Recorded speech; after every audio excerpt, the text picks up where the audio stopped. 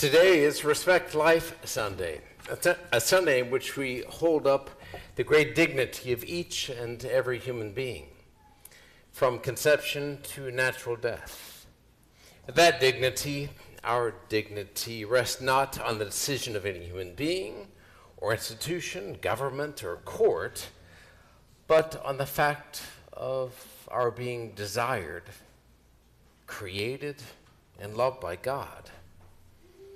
As this objective criteria is displaced by a subjective determination of worth, I decide what you're worth, you decide what I'm worth, and what really matters is who has the power. As this objective criteria is displaced by a subjective determination of worth, well, societies degenerate into inhuman ways of living. From the October 7th massacre of the Jews, the millions and millions of aborted babies, to doctor-assisted suicide, and the assassination of Charlie Kirk. In the words of St. John Paul II, we are facing an enormous and dramatic clash between good and evil, death and life, the culture of death and the culture of life. We are all involved and we all share in it, with the inescapable responsibility of choosing to be unconditionally pro-life. Yet, not only do John Paul II's words come to mind, but also those of Habakkuk. How long, O Lord? I cry out for help, but you do not listen. I cry out to you violence, but you do not intervene. In other words, when will justice be done? When will good prevail over evil? And what was God's reply? Be patient, persevere, keep faith. For the vision still has its time, presses on to fulfillment, and will not disappoint. Increase our faith, we feel like saying with the apostles. But what was Jesus' reply? It's not about the size of faith.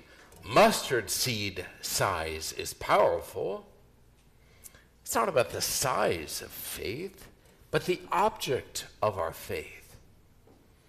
If our faith is in ourselves, we'll often feel disappointed, and as though the master is in debt to us for all we've done. We go to Mass, we pray, we sacrifice, we give. God should give us what we're asking for. No, Jesus said. Rather say, we are unprofitable servants. We have done what we are obliged to do. It's not about us, about what we've done. When it becomes about us, that's when that sadness creeps into our life. Kind of self-doubt and disappointment, sometimes even self-loathing. It's not about us and about what we've done. It's about God, who can never be in our debt as though we're greater than he is. Now, what's interesting is that the apostles' request to increase their faith came in response to Jesus' teaching that forgiveness must be given as often as it's needed. Well, it's helpful to understand what's being gotten at, and it does reveal something of the humor of what's going on. Jesus said, if your brother comes to you 7 times in one day, sinning against you, and comes back 7 times and asks for forgiveness, you should forgive him. And the apostles responded, increase our faith. How do we do this? And he said, if you had faith of a mustard seed, you could do it. Real faith is focused not on yourself, but on God. Oh my goodness, how badly forgiveness is needed in our day.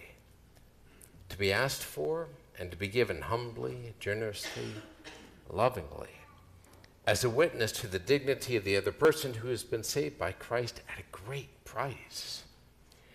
There's a practical way to respect life. It's not just, oh, that governor, oh, that president, oh, that bishop who is not pro-life, but am I forgiving? Am I witnessing to the dignity of that other person? Friends, we heard St. Paul urge Timothy to stir and to flame the gift of God that you have through the imposition of my hands. It's a spirit, he said, not of cowardice, but of power and love and self-control. He was pointing Timothy back to that moment of his baptism and confirmation when that spirit was given to him, when that spirit was given to you and to me. All that you have, all that you need to succeed lies within you. He is there. It's not you or me, it's him. Stir that into flame, he said. Stir into flame the gift of God that you've received. Focus your faith on God. Draw upon the power given to you. Bear your share of hardships for the gospel's sake. Forgive. Respect life. Persevere. Let the tiniest of seeds, the mustard seed, which has been entrusted to you, grow and thrive according to God's plan.